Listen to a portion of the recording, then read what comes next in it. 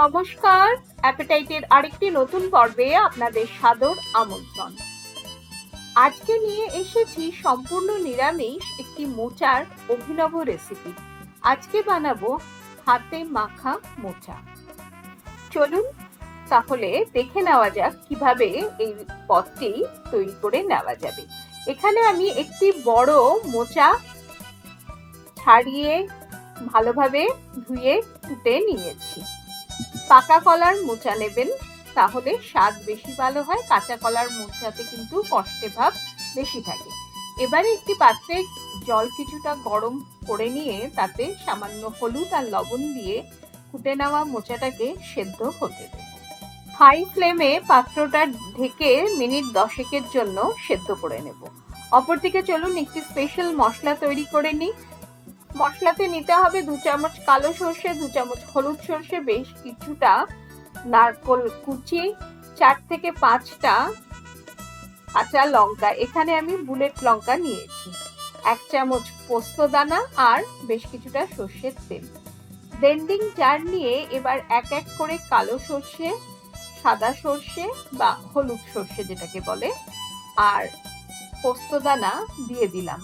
সঙ্গে দিয়ে দিচ্ছি 5টা বুলেট লঙ্কা। ঝাল নিজের পছন্দ মতো কম বেশি করা যাবে।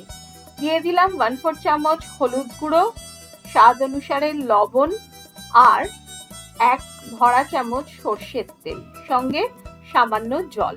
এই দিয়ে প্রথমে খুব ভালোভাবে পোস্ত আর সর্ষেটাকে বেটে নিয়ে আসব। দেখুন এরকম ফাইন পেস্ট হবে আর বেশ ঘন হবে। এবারে কুচিয়ে রাখা নারকেলের টুকরোগুলো ব্লেন্ডিং জারে দিয়ে দিচ্ছি। একটা ছোট মালা নারকেল আমি পুরোটাই এর মধ্যে ব্যবহার করেছি। এবার নারকেল দিয়ে খুব ভালোভাবে এটাকে পেস্ট করে নেব। অপরদিকে প্রায় 8-10 মিনিট হয়ে গেছে। খুব ভালোভাবে মোচাটা সেদ্ধ হয়ে গেছে। সেদ্ধ হওয়া মোচাটাকে কিন্তু এবার জল ঝরিয়ে নিতে হবে। মোচাটা ঠান্ডা হতে দিয়ে এদিকে নিয়ে নিয়েছি একটি বেশ বড় মাপের বেগুন। মোচার পরিমাপ অনুযায়ী কিন্তু বেগুন ব্যবহার হবে। অর্ধেকটা বেগুন আমি ছোট ছোট টুকরোয় কেটে নিচ্ছি। মোচার তো নানা ধরনের পদই আমরা বানিয়ে থাকি, বড়ি দিয়ে নিরামিষ মোচা, চিংড়ি মাছ দিয়ে মোচা, মোচার পাতুরি ইত্যাদি। তো আজকে এই হাতে মাখা মোচা একবার অন্তত বানিয়ে দেখুন, স্বাদ মুখে লেগে থাকবে। আর বিশেষ করে গরম গরম ভাতের পাতে আর কোনো কিচ্ছু লাগবে না। ঠান্ডা করে নেওয়া মোচাটা এবারে থালাতে ঢেলে সর্ষে নারকেলের পেস্টটা দিয়ে দেব, আর দেব স্বাদ অনুসারে একটু চিনি, সঙ্গে 1 চামচ সর্ষের তেল।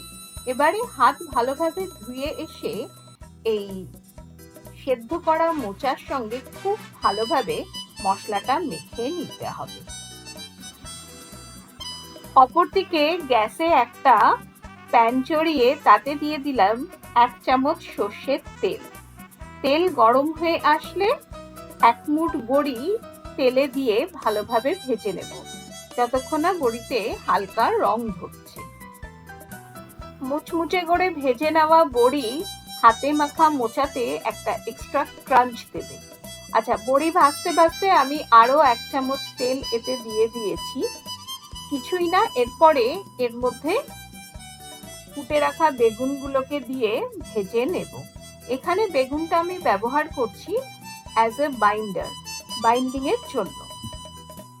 খুব সামান্য লবণ দিয়ে বেগুনটা ভালোভাবে ভেজে নিতে হবে। আর বেগুন ভাজা মানেই তো সমস্ত তেল বেগুন শুষে নেবে।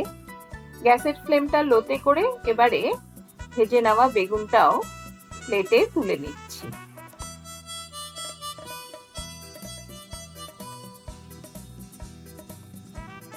প্যানে দিয়ে দিলাম আরো 1 চামচ সর্ষের তেল। তেল ভালোভাবে গরম হয়ে আসলে এতে দিয়ে দেব 2টো শুকনো লঙ্কা আর 1 চামচ কালো জিরে, আর দিয়ে দেব 2 থেকে 3টি কাঁচা লঙ্কা। বারবার বলছি, ঝালটা আপনারা আপনাদের পছন্দ মতো কম বেশি করে নেবেন। আমাদের বাড়িতে ঝাল বেশি খাওয়া হয়, তাই আমি কিন্তু লঙ্কা আরো 3টে দিলাম। দিয়ে 10 থেকে 12 সেকেন্ড ভালোভাবে ফোড়নটা নাড়াচাড়া করে রাখার পরে মেখে রাখা মোচাটা এবারে প্যানে দিয়ে দেব। মোচাটা দিয়ে চেপে চেপে চারদিকে সুন্দরভাবে মোচাটা ছড়িয়ে দিতে হবে, যাতে লো টু মিডিয়াম ফ্লেমে মোচাটা খুব ভালোভাবে ভাজা হয়। দেখুন যেভাবে ছড়িয়ে দিয়েছি, দেখবেন আস্তে আস্তে মোচার থেকে জল ছাড়তে শুরু করেছে। এভাবে নাড়াচাড়া করে মোচাটাকে খুব ভালোভাবে ভেজে নিতে হবে। ওই মিনিট 10 মধ্যে দেখবেন মোচার থেকে জল শুকিয়ে মোচাটা আস্তে আস্তে ভাজা হয়ে যাচ্ছে। ভেজে রাখা বেগুন মোচাতে দিয়ে দেব। আবার সমস্ত কিছু মিশিয়ে নিয়ে মোচাটাকে ভাজতে থাকবো। এই সময় আমার টেস্ট করে মনে হয়েছে আরো একটু লবণের প্রয়োজন, তাই আমি সামান্য লবণ এতে দিয়ে দিলাম। মোচা ভাজতে ভাজতে যখন জল পুরো শুকিয়ে গিয়ে মোচাটা পরিমাপে কমে আসবে, তখন ভেজে রাখা বড়িগুলো ভেঙে ওপর থেকে দিয়ে দেব। আর দিয়ে দেব এখানে একটা কাঁচা লঙ্কা। এই লঙ্কাটা কিন্তু ঝালের জন্য না, এই কাঁচা লঙ্কার সেন্টটা খুব ভালো লাগে। দিয়ে দিলাম 1 চামচ সর্ষের তেল। গরম গরম ভাতের পাতে এই সুস্বাদু হাতে মাখা মোচা স্বাদে কিন্তু অমৃত। একবার হলেও অন্তত আপনারা এটা বানিয়ে দেখবেন, আর অতি অবশ্যই আমাকে কমেন্ট করে জানাবেন। ভিডিওটিতে যদি কিছু ভালো লেগে থাকে তাহলে একটি লাইক দিয়ে অনেক অনেক শেয়ার করবেন। আমার চ্যানেলে যারা নতুন বন্ধু তাদেরকে রিকোয়েস্ট করবো চ্যানেলটি সাবস্ক্রাইব করে আমার পাশে থাকার, যাতে যখনই আমি নতুন কোনো রান্নার ভিডিও আপলোড করব আপনাদের কাছে নোটিফিকেশন পৌঁছে যাবে। আর অনুরোধ রইল অ্যাপেটাইটের ফেসবুক পেজটিকে ফলো করার। আজ তাহলে এ পর্যন্তই।